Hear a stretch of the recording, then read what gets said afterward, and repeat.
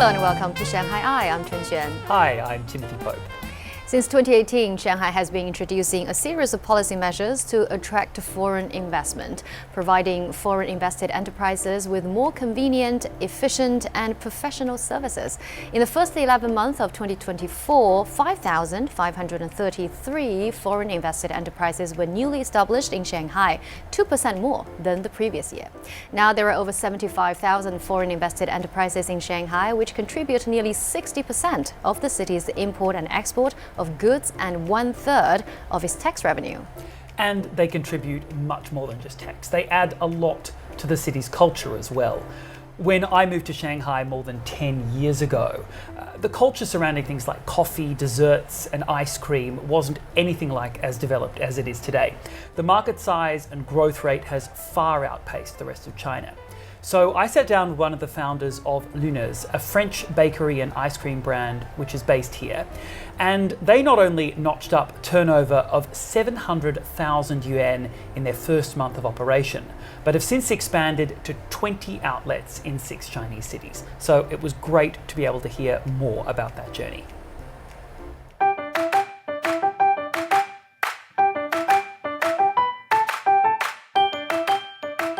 My name is Kian, born in France, in Paris, and raised in France actually.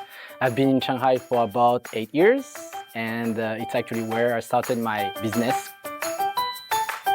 Luna's, which aims to bring the taste of French ice cream and pastry to China, was established in Shanghai in 2018. Today it boasts 14 stores throughout the city and a further 6 around the country.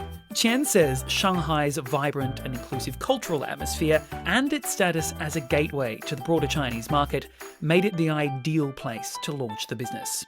Shanghai is a very dynamic city, very welcoming, open culture. As an emerging brand, it's very important that you go somewhere where the resources are very wide and the barrier of the market was very open.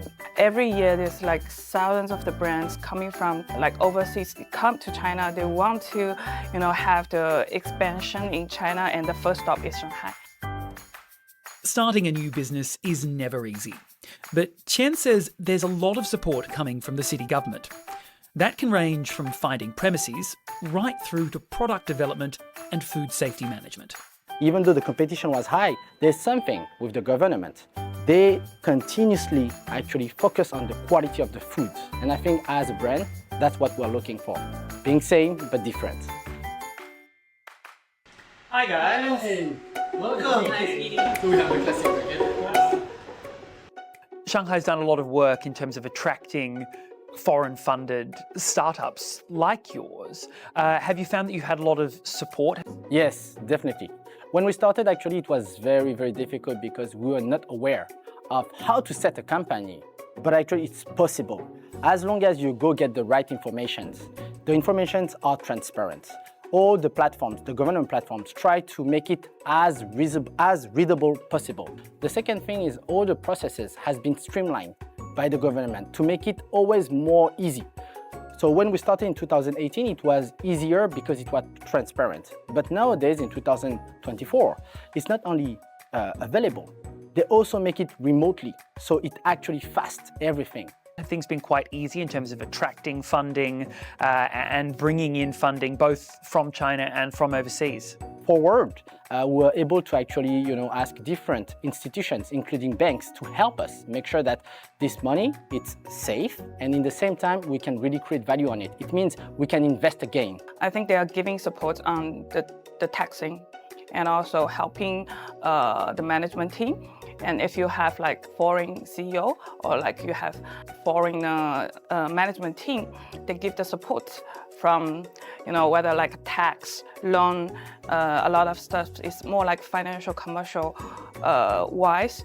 They give the support where they can give the support. So if we have one shop and we want to open a second shop, actually it was easy to get investment from outside of China, but also from inside of China. So we had the chance to actually get bank loan very easily and supported by the district where we opened our first shop, which is Channing. And Channing has this historical, I would say, background of always being very welcome for foreign companies. So when we started our business, we didn't know Channing was so welcoming and friendly, but we did it and we were happy to see actually that we were welcome. So we had financing support from bank. We had institution from the government helping us to lead us through different direction. When the first store was opened, what kind of a challenge was it, and how has that changed when you look at today? You have to also keep in mind that the city is also always embracing new things.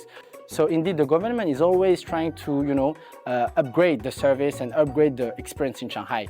So for example, there was one thing that was really important for us when we started Luminous, but we couldn't actually really implement it. It was all about green, how to be much more sustainable. And when actually the city and the district of Channing came to us and asked us, okay guys, what are your goals? How are you gonna be actually greener? And indeed, it was for us like a big question mark because we wanted to be much more green with the packaging, but also with our operation, how we use the water and so on.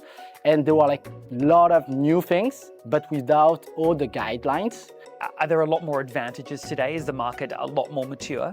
Indeed, Luminous, we started in 2020 actually to sell our product online as well.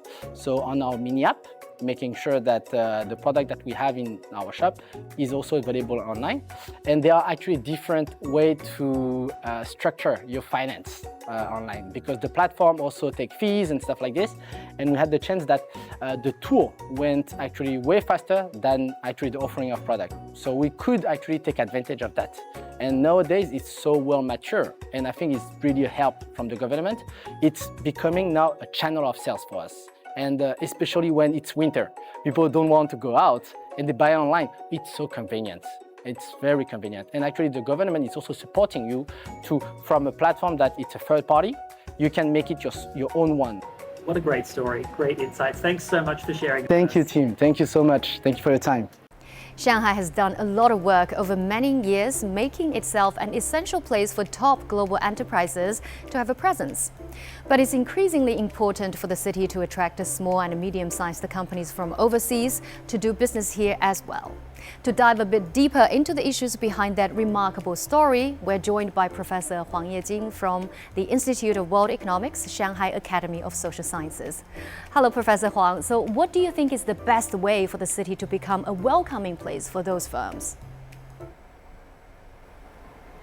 Yeah, just as I mentioned, small and medium enterprises is a very important component for Shanghai. Although Shanghai is a mega city, leading top global city, but the small and medium enterprises is always a very important as a majority of the business owner was, is, and will be. Actually, I myself has made an informal survey for the individual owners, business owners. Some of them are my friends. I can feel that they face a very difficult time during the past couple of years, but still they have very confident to the future market. From their personal story, I get some thoughts, and some of them give me some thinking on policy implication. The first is the enough accessibility to the information related with business, related with legal affairs, especially when they meet some dispute. What is the specific way and what the documents should be prepared for them to handle those legal affairs. That is very important, especially to this overseas small and medium enterprise entrepreneur. Another part is we called fairness of the competition. That is very important. Well, business confidence was an issue all through 2024, with business owners in many sectors feeling pretty gloomy. So, Professor Huang, what do you think that you have seen from the government side to turn that around and to have a brighter picture?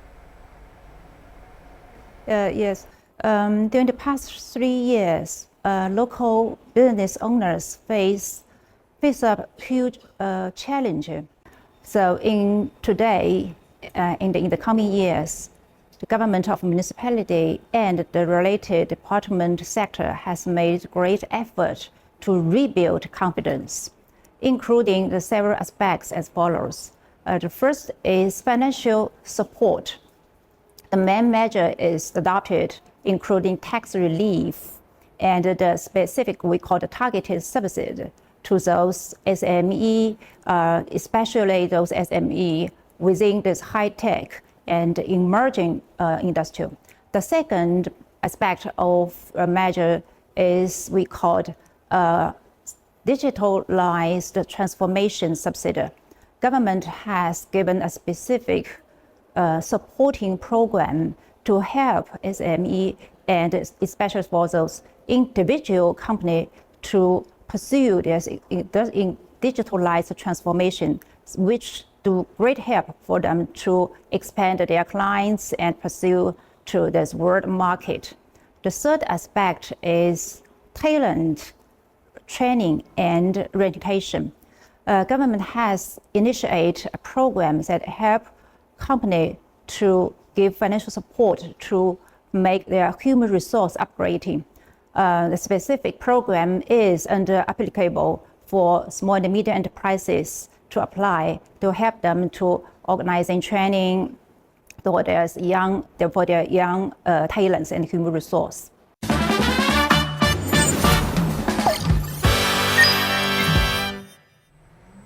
Moving on to today's Shanghai A to Z, where we offer you some useful tips about living in the city and more. Many people wonder if there is a cap on transferring money out of China. Well, if you're looking to transfer up to $500 per day, all you need is your passport and a valid visa, as well as the necessary banking information required, of course, to make the transfer. If you want to transfer more than $500 at one time, you'll need to provide extra documentation. This includes, of course, your passport and visa, but you'll also need to provide a copy of your work contract. Now, be sure to bring an original version of that as well, along with a chopped or stamped income certificate from your workplace. You'll also need a chopped certificate from your local tax bureau and the account numbers for the source and destination accounts. Your Chinese bank is also going to want to see the address of your foreign bank's headquarters and their SWIFT code. Please be aware that you'll only be allowed to transfer an equal amount to what your documents can prove that you've earned through your place of employment. Time now for the ShanghaiEye Q&A. And Spring Festival is early this year, and it's not too far apart from Western holidays. And in a city like Shanghai, that means there's quite a bit of celebrating. And where there are celebrations, there are typically libations. Fred from Brazil asks, what is the legal drinking age in China? Well, Fred, that's a good question. In China, the legal drinking age is 18, although if a minor happens to get their hands on some alcohol, it's up to their parents to handle it. There are several laws and regulations on the books, like the law on the protection of minors, which discourages parents from allowing minors to drink. And of course, it is illegal for shops and bars to sell alcohol to minors.